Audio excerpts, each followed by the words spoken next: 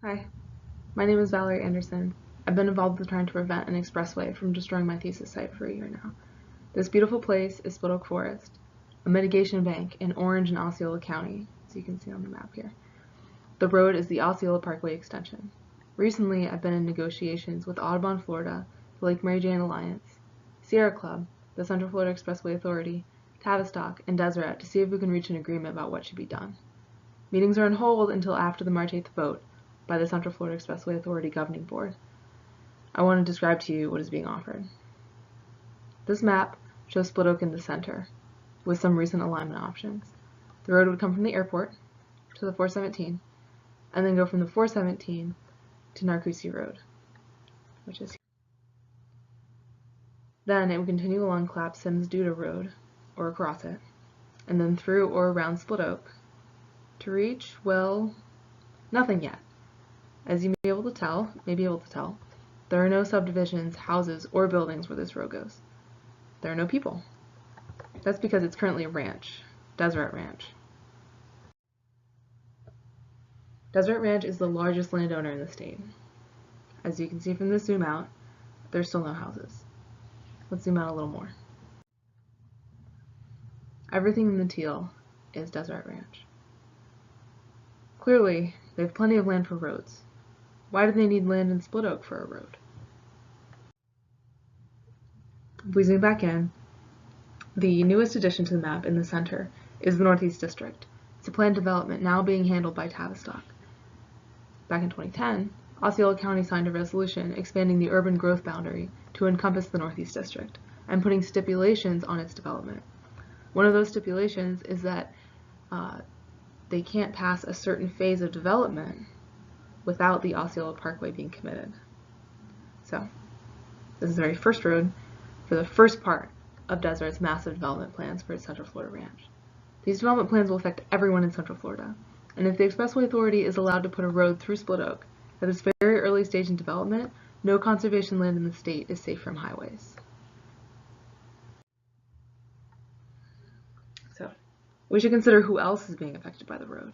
I've circled communities either affected by the road or by the compensation land proposal. Eagle Creek is a large development along Narcoossee Road.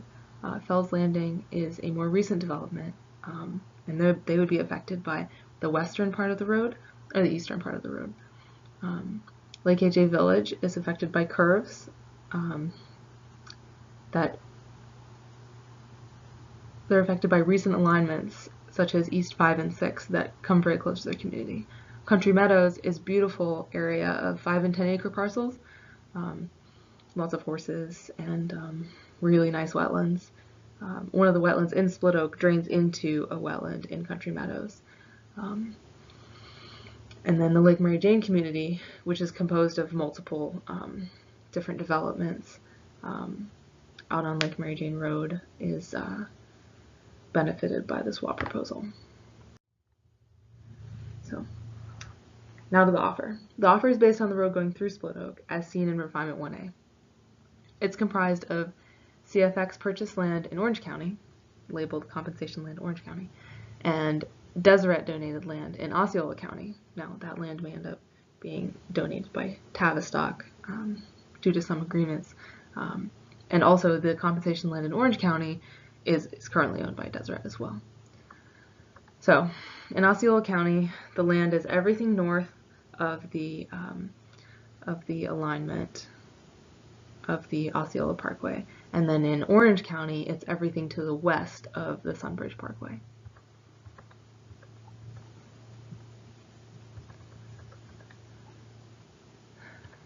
So, this was proposed by the Central Florida Expressway Authority on behalf of Deseret and Tavistock. The initial offer was December 14th, 2017. This was negotiated with a large group of stakeholders through January 2018. The group was whittled down to 3 local citizen advocates, including myself, a Florida Audubon representative, and 8 to 12 other stakeholders. Further negotiations proceeded through February 7th, 2018, and as I mentioned previously, have been suspended until the vote on March 8th. So in order to determine what is being offered, I pulled up the Innovation Way Orange County Plan for Wetlands Protection. Now this is a program called the Environmental Lands Stewardship Program, It protects wetlands and wildlife corridors in Orange County. It requires developers to not develop some land and then to submit and follow a management plan for that property. So if we zoom in on our affected compensation land offer, this offer shows that the majority of the property in Orange County within the compensation land offer is already a part of the environmental land stewardship program. So let's break it down. The area circled in blue is called Roberts Island Slough and associated wetlands. That, as well as a uplands buffer, is near 600 acres. These acres are being disingenuously included in the total deal. Lake Mary Jane Flatwoods are of moderate ecological quality. They could be developed at a low intensity. They were planted as a pine plantation, and so they can be thinned and restored to good ecological quality in about 5 years. The old orange grove would have a low return on investment due to development and infrastructure agreements with the Lake Mary Jane Alliance. It's of negligible ecological value, and restoring it would not only be expensive, but would also take a very long time.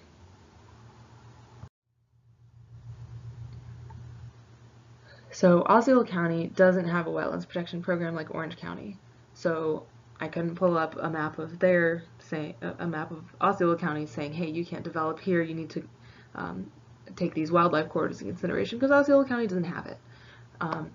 So in order to assess the offer in Osceola County, I turned to the development plans for the Northeast District, which is what you see overlaid here. What I saw is there are these scrubby flatwoods by the Isle of Pine. They actually continue up into the Isle of Pine Preserve because, you know, nature doesn't know about fences and ownership boundaries. And then there are a bunch of wetlands that aren't planned for development. So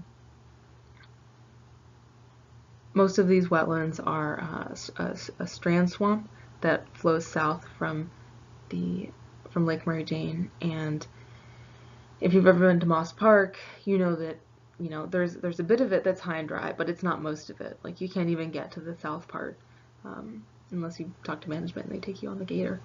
And then there's a really nice isolated wetland out into the east side, and then there's the outflow of the sawgrass marsh, the split oak sawgrass marsh, and that's over right by split oak. And so those wetlands aren't planned for development. What are the benefits? Okay, well, that chunk of development right there is prevented. That's a little less than 30 acres. And then right up in what I call Split Oak's armpit is a currently classified as open space, but it's entitled under the Northeast District Plan, so it could be developed one day, or they could leave it as open space. It would be separated from the rest of development with, by quite a large wetland. So, right.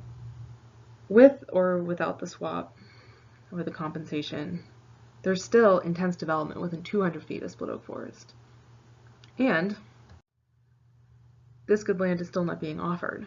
So 60 acres is just an in-holding within this, this offer of compensation land.